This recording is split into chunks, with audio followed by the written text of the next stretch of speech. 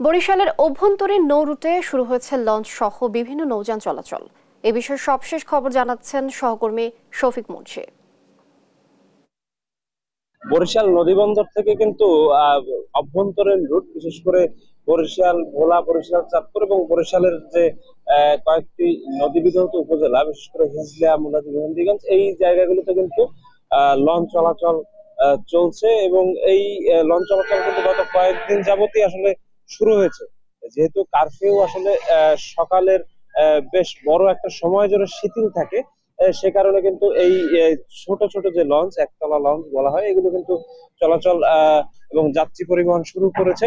আমরা যেটা জেনেছি বরিশাল জেলা প্রশাসন সূত্রে, সেটি হচ্ছে যে আজ রোববার কিন্তু বরিশাল জেলা এবং মহানগরীতে সকাল 6টা থেকে রাত 10টা পর্যন্ত কিন্তু কারফিউ শিথিল থাকবে। এবং আমরা আসলে যেটা দেখেছি যে কারফিউর প্রথম দিকে কিন্তু আসলে লঞ্চ চলাচল একদমই বন্ধ ছিল।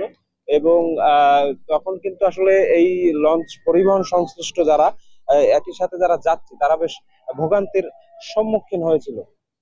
কিন্তু এখন আসলে কারফিউ শিথিল হওয়ার কারণে একই সাথে আইন শৃঙ্খলা রক্ষায়, স্থানীয় শান্তি শৃঙ্খলা রক্ষায়, স্থিতিশীলতা রক্ষায়, যেহেতু সেনাবাহিনী এবং অন্যান্য অনেক পুলিশ, র্যাব সদস্য মোতায়েন রয়েছে, তো তাই নির্বিঘ্নেই আসলে বলা যায় যে তারা দিনের বেলা যে সময়টুকু আসলে কারফিউ শিথিল থাকে, সেই সময় যাত্রীরা তাদের গন্তব্যে পৌঁছাতে এই লঞ্চ যাত্রাকে আসলে বেছে নিচ্ছে। একই সাথে এই লঞ্চের যান চলাচল আমরা যেটা আসলে দেখেছি যে সাধারণ যে মানুষজন, তারা আসলে বেশ উচ্ছ্বসিত। তবে বরিশালে একতলা লঞ্চ চলাচল শুরু হলেও দ্বিতল যে লঞ্চগুলো, বিশেষ করে দূরপাল্লার লঞ্চ, বরিশাল ঢাকা নৌ রুটের যে লঞ্চগুলো, সেগুলো কিন্তু এখনো সেভাবে আসলে চলাচল শুরু হয়নি। এবং এর প্রধান দুটি কারণ, সেটি হচ্ছে কারফিউ শিথিলের পর 9টা বা 10টার সময় আসলে মূলত এই লঞ্চগুলো ছেড়ে যায়,